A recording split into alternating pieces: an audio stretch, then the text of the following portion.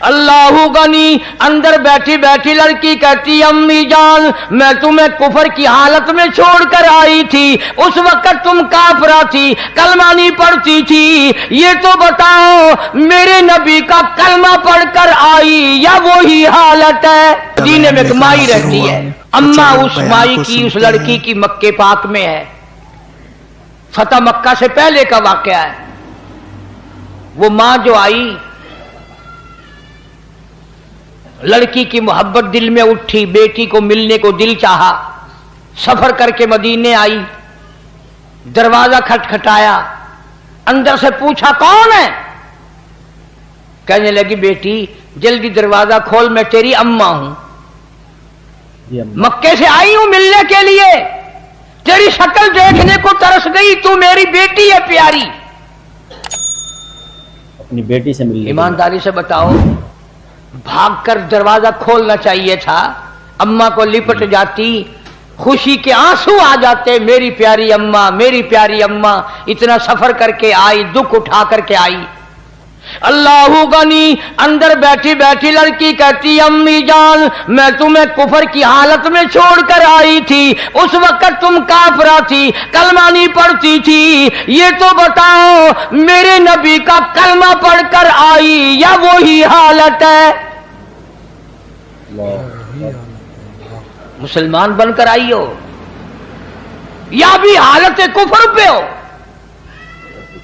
امی کہنے لگی بیٹی ان باتوں کو چھوڑ، آخر میں تیری اماں ہوں، تو میری بیٹی ہے، محبت نے مجبور کیا، میری اکڑیاں کرلائی، میں تجھے ملنے کے لیے چلی آئی، میں تیری شکل دیکھنا چاہتی ہوں۔ اندر سے آواز آتی ہے امی برا نہ ماننا، جب تک میں حضور کریم صلی اللہ علیہ وسلم سے کسی کو بھیج کر پوچھ نہ لوں کیا کافر ماں کو گھر میں آنے دوں کہ نہیں، اس وقت تک دروازہ بند رہے گا۔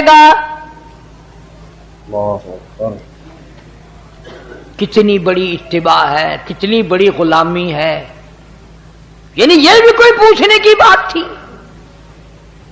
چنانچہ آدمی بھیجا، حضور کریم صلی اللہ تعالی علیہ وسلم سے پوچھا، آپ نے اجازت عطا فرمائی، تب دروازہ کھول۔ اماں نے کئی دن قیام کیا، ٹھہری بیٹی کے گھر، مکے جانے کا ارادہ کرنے لگی تو غریب تھی ماں، بیٹی کا ذرا حال اچھا تھا، کہنے لگی میں تیری اماں ہوں، غریب ہوں، میری کچھ امداد کر، میری ساتھ کچھ سلوک کر، کوئی خدمت کر میری، میں تیری اماں ہوں، غریب ہوں۔ اب آپ لوگ اندازہ لگا لیں، سمجھدار بیٹھے ہو، جب ماں کے بارے میں ایک دفعہ اجازت لے لی حضور صلی اللہ علیہ وسلم سے، اب بار بار تنگ کرنا، پوچھنا، یہ بھی کوئی بات تھی؟ اجازت مل گئی، پھر کھلاؤ بھی، پلاؤ بھی، کپڑے بھی پہناؤ، خدمت بھی کرو۔ پھر کہنے لگی میں یہ بات بھی حضور کریم صلی اللہ علیہ وسلم سے پوچھواتی ہوں، معلوم کراتی ہوں کہ کیا کافر اماں ہو، مکے سے آئی ہو، ملنے آئی ہو، ابھی کلمہ نہیں پڑھتی، اس کی کچھ امداد کروں تو آپ کی اجازت ہے، کر سکتی ہوں؟ السلام علیکم۔ قاری حنیف ملتانی صاحب کا بیان، صحابیوں نے اپنی کافرہ ماں کی مدد کرنے کے لیے حضور سے اجازت مانگی۔ آئیے پورا بیان سنیں، بہت اہم بیان ہے۔ یہ تو عورتوں کا حال ہے، عورتوں کا۔ آج کل تو قرآن سے، حدیث سے، نماز سے، سارے کاموں سے عورتوں کی چھٹی ہے، کیوں؟ جنت ان پہ واجب ہو گئی ہے، جنت ان کے باپ دادا کی ہے، پرواہ نہیں کرتی، نہ نماز کی پرواہ، نہ قرآن کی تلاوت کی پرواہ، نہ محمد عربی صلی اللہ علیہ وسلم کی سنت کی تابعداری کی پرواہ، نہ دوزخ کے انگاروں سے ڈرنا۔ اسی لیے فرمایا قرآن کریم نے قل متاع الدنیا قلیل، دنیا بہت تھوڑے دنوں کا سودا ہے، والآخرۃ خیر لمن اتقى ولا تظلمون فتیلا، آخرت باقی رہنے والی ہے۔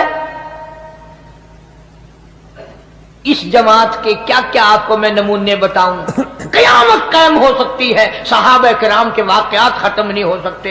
اس قدر حضور صلی اللہ علیہ وسلم سے محبت تھی، اور یہ عورتوں کا حال ہے کہ نبی پاک صلی اللہ علیہ وسلم پر ایمان لانے کے بعد، رسول اللہ صلی اللہ علیہ وسلم کا کلمہ پڑھنے کے بعد حضور صلی اللہ علیہ وسلم کی اتنی اتباع تھی اور آج کل ہمارے ماحول میں نہ قرآن کریم پڑھنے کی پرواہ ہے، نہ نماز کی پرواہ ہے، نہ آخرت کی پرواہ ہے، نہ موت کی فکر ہے، نہ آخرت کی فکر ہے۔ اس لیے ایسے واقعات سن کر کے ہمیں سبق حاصل کرنا چاہیے اور اپنی زندگی کو بدلنا چاہیے، اور رسول اللہ صلی اللہ علیہ وسلم کے طریقے کے مطابق زندگی گزارنے کی ہمیں فکر کرنی چاہیے۔ سیدہ ام حبیبہ رضی اللہ تعالی عنہ، حضرت امیر معاویہ رضی اللہ تعالی عنہ کی بہن، حضرت ابو سفیان رضی اللہ تعالی عنہ کی بیٹی، ہماری سارے جان کے مسلمانوں کی اماں، ساری امت کی اماں سیدہ ام حبیبہ رضی اللہ تعالی عنہ۔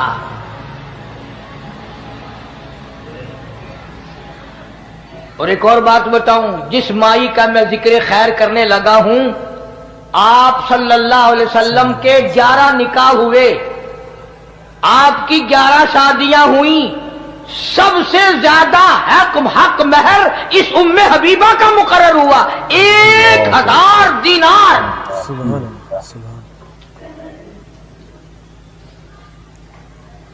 سرکار مدینہ صلی اللہ علیہ وسلم کی گھر والی ہے، ہم سب کی اماں ہے۔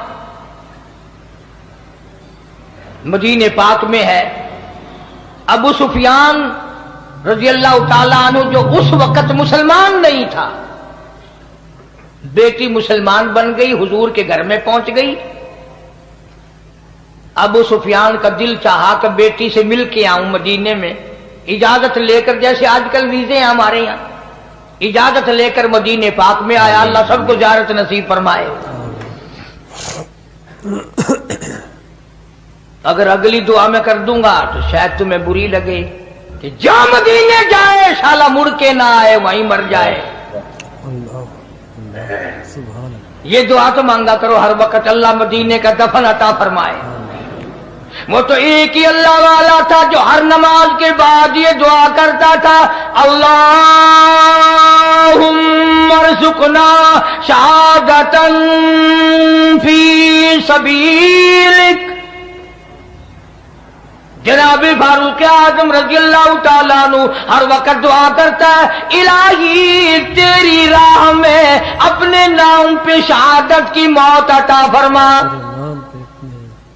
وجعل موتنا فی بلد محمد صلی اللہ علیہ وسلم، اور میرے اللہ آقا کے شہر کا دفن عطا فرما، مدینے کا دفن عطا فرما۔ مدینے کا دفن عطا فرما۔ اللہ۔ ابو سفیان رضی اللہ تعالیٰ عنہ جو اس وقت مسلمان نہیں تھے، بیٹی سے ملنے آئے، دروازہ کھٹکھٹایا، پوچھا کون ہے؟ ام حبیبہ میں تیرا ابا ہوں، ابو سفیان ہوں، مکے سے آیا ہوں۔ دروازہ کھول دیا۔ یہ بوری اور پٹسن کی جو ٹاٹ بنتی ہے، اس ٹاٹ کا حضور کریم صلی اللہ علیہ وسلم کا بستر مبارک ہے۔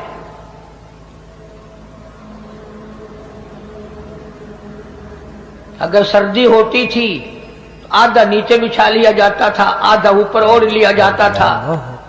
کبھی تم نے ان چیزوں کی طرف دھیان نہیں کیا؟ سارے جان کا سردار ہے، اور لباس یہ ہے کہ ٹاٹ نیچے بچھی ہوئی ہے، ٹاٹ کا آدھا کپڑا اوپر، اور جب گرمیاں ہوتی تھی اسی کی 4 تہ بنا کر بچھا دی جاتی تھی۔ تو وہ بستر مبارک جو تھا آپ صلی اللہ علیہ وسلم کا، وہ بچھا ہوا تھا۔ ابو سفیان اس کے اوپر بیٹھنے لگ گیا، بالکل یوں ان قریب تھا کہ بیٹھ جائے۔ سیدہ ام حبیبہ رضی اللہ تعالیٰ عنہ نے دور سے شور مچا دیا، ہاں ہاں ہاں ہاں، نہیں نہیں نہیں نہیں، نہ۔ ابو سفیان رک گیا، انہوں نے کہا کیا ہے؟ نہ بیٹھنا ابا جی۔ کہ بہت اچھا۔ آئی اور وہ ٹاٹ کا بنا ہوا بستر اٹھایا اور طے کر کے ایک طرف رکھ دیا۔ ابو سفیان کو بڑا غصہ لگا کہ یہ تو بیٹی ہو کر بڑی بے ادب ہو گئی، میں 320 میل سے ملنے آیا ہوں، اس کی شکل دیکھنے آیا ہوں، یہ میری بیٹی ہے، یہ کر کیا رہی ہے؟ لوگ اپنے باپ کا بستر بچھایا کرتے ہیں، اس نے اٹھا کر لپیٹ کے اور علیحدہ رکھ دیا۔ اس نے اٹھا کر علیحدہ رکھ دیا۔ مکے کا آخر سردار تھا، ابو جہل بھی اس کو سردار مانتا تھا، بہت ابو سفیان رضی اللہ تعالیٰ عنہ. کہنے لگا بیٹی بے ادب ہو گئی ہو, گستاخ ہو گئی ہو, ابا کے لیے بستر بچھایا نہیں اور بچھا ہوا بھی جو تھا وہ بھی اٹھا دیا. اللہ سبحان اللہ, کیا بات ارشاد فرمائی سیدہ ام حبیبہ رضی اللہ تعالیٰ عنہا نے.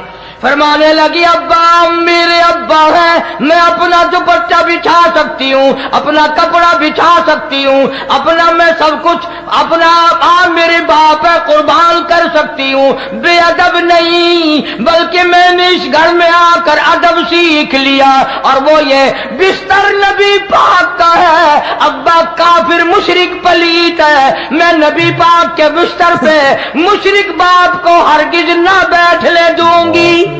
بستر نبی پاک صلی اللہ علیہ وسلم کا ہے, جہاں جبریل آتا ہے, میں مشرک باپ کے نیچے کیوں بچھاؤں؟ میں نے تو ادب سیکھا اسی گھر میں آ کر. حضرت ام حبیبہ رضی اللہ تعالیٰ عنہ کے والد ابو سفیان جو اس وقت تک ایمان نہیں لائے تھے, جب اپنی بیٹی سے ملنے کے لیے آئے تو حضور صلی اللہ علیہ وسلم کا بستر بچھا ہوا تھا. ابو سفیان نے جو اس وقت تک ایمان دے کر کے نہیں آئے تھے اس بستر پر بیٹھنے کے لیے جا رہے تھے. حضرت ام حبیبہ رضی اللہ تعالیٰ عنہ نے فوراً ٹوک دیا اور منع کر دیا اور کہا کہ ابا جان میں نے اس گھر میں آ کر کے ادب سیکھ لیا ہے, اور وہ ادب یہ ہے کہ حضور صلی اللہ علیہ وسلم کا بستر ہے, رسول اللہ صلی اللہ علیہ وسلم کا بستر ہے, اور میرے والد کافر اور مشرک ہے, اور کافر اور مشرک کو میں حضور صلی اللہ علیہ وسلم کے بستر پر نہیں بیٹھنے دیں. اس لیے یہ چیزیں عرض کر رہا ہوں کہ دماغ میں بٹھاؤ, غلامی کرتے کرتے دم نکل جائے پھر تو ہے کامیابی, ورنہ وہ مار پڑے گی جو جھلی نہیں جائے گی. اللہ اللہ یاد رکھو قبر کا اندھیرا سے لے کر تباہی تباہی ہے. بھائی قرآن کریم میں ہے جہنم میں لوگ ہزاروں سال کر گزار دیں گے پانی پانی پانی پانی کرتے کرتے.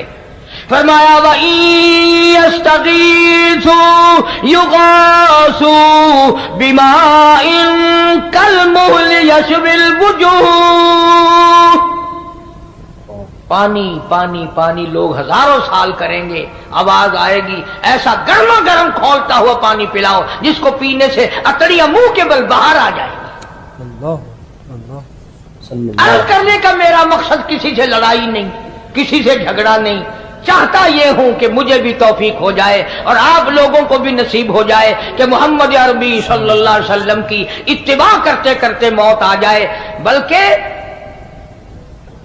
قبر پہ مٹی ڈالنے کا بھی سنت طریقہ ہے, مردے کو قبر میں اتارنے کا بھی سنت طریقہ ہے, مردے کو قبلے کی طرف منہ موڑنے کا بھی سنت طریقہ ہے, کفن پہنانے میں بھی سنت طریقہ ہے, غسل دینے میں بھی حضور کریم صلی اللہ علیہ وسلم کا بتایا ہوا سنت کا طریقہ ہے, جنازہ پڑھنے میں بھی, جنازہ اٹھا کر لے جانے میں بھی, پیدائش میں بھی, مرنے میں بھی, جینے میں, ہر موڑ پہ حضور کریم صلی اللہ علیہ وسلم کی ادائیں اور آپ کی سنت کو زندہ کرنے والا. فرمایا من احیا سنتی عند فساد امتی, جس نے ایسے وقت میں میری ایک سنت کو زندہ کیا جبکہ لوگوں نے میری سنت کو مٹا دیا ہو, فلہ اجر مئۃ شہید او کما قال النبی صلی اللہ علیہ وسلم. حضور فرماتے ہیں میں وعدہ کرتا ہوں اللہ پاک اس کو 100 شہیدوں کا ثواب عطا فرمائے. ان واقعات کو بتانے کا مقصد یہ ہے کہ رسول اللہ صلی اللہ علیہ وسلم کی اطاعت اور آپ صلی اللہ علیہ وسلم کی غلامی اور آپ کا اتباع ہماری زندگیوں کے اندر آ جانا چاہیے.